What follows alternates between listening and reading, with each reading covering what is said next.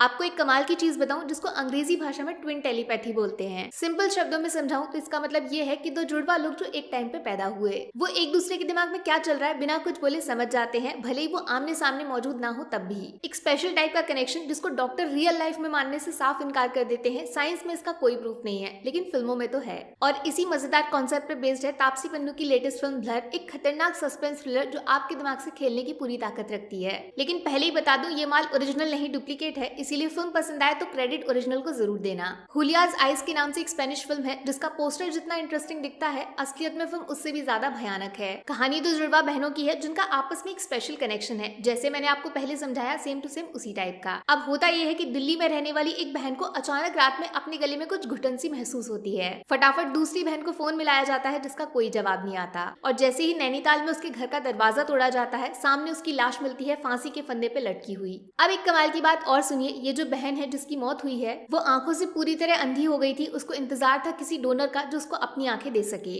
और ठीक वैसे ही ये जो दूसरी बहन है, इसको भी सेम बीमारी हो गई है, प्रोग्रेसिव विजन लॉस। बोले तो धीरे धीरे आंखों की रोशनी खत्म हो रही है, जिसके बाद सब कुछ ब्लर दिखने लगता है। बट कहानी में असली ट्विस्ट कब आता है जानते हैं? जब उसी घर के उसी कमरे में ठीक उसी जगह पे इस दूसरी बहन का पति भी फांसी के फंदे पे लटका हुआ मिलता है। इन शॉर्ट, कहानी से सुसाइड वाला एंगल खत्म। ये दोनों सोचे समझे मर्डर्स हैं और किलर आजाद घूम रहा है, लेकिन उसे पकड़ेगा कौन? ये मामूली सी लड़की जो खुद धीरे धीरे कुछ दिनों में पूरी तरह अंधी हो जाएगी, क्या पता अगला नंबर इसी का हो। देखो बॉस, ब्लर की कहानी आपको सुनने में इसलिए अच्छी लगी क्योंकि ओरिजिनल फिल्म हुलियाज आइस का कॉन्सेप्ट बहुत ही ज्यादा दिमाग को हिला के रखने वाला है। एक अच्छी सस्पेंस थ्रिलर बनाने के लिए सबसे ज्यादा जरूरत होती है एक ऐसी कहानी की जो आपने पहले किसी दूसरी फिल्म में ना देखी हो। और ब्लर की स्टोरी बिल्कुल ठीक वैसी ही है, एकदम डिफरेंट, बिल्कुल यूनिक। बॉलीवुड में ऐसा दिमाग लगाने वाला टॉपिक बहुत मुश्किल से बनता है। सबसे ज्यादा मजा उसी फिल्म को देखने में आता है ना जिसमें शक की सुई 360 डिग्री घूमती है। हर कैरेक्टर शरीफ भी है, हर कैरेक्टर कातिल भी। ब्लर इस कंफ्यूजन का पूरा फायदा उठाती है, और कहानी में जब तक क्लाइमेक्स रिवील नहीं होता, आप सोच भी नहीं सकते कि फिल्म का असली विलन कौन होने वाला है। तापसी पन्नू हमेशा कुछ अलग ट्राई करती है अपनी फिल्मों में, जैसे लास्ट फिल्म दोबारा भी एक पावरफुल दिमाग को चैलेंज करने वाले सब्जेक्ट पे बेस्ड थी। बट गड़बड़ ये हो रही है कि धीरे धीरे तापसी के एफर्ट्स उनकी फिल्मों में कम हो रहे हैं। बोले तो एक्टिंग परफॉर्मेंस नेचुरल कम बनावटी ज्यादा लगने लगा है, जिसका रीजन वो खुद जानती होंगी। या ब्लर में भी आपका दिमाग तो फिल्म की कहानी में पूरी तरह उलझा हुआ है, लेकिन तापसी की एक्टिंग आंखों को उतना सेटिस्फाई नहीं करती।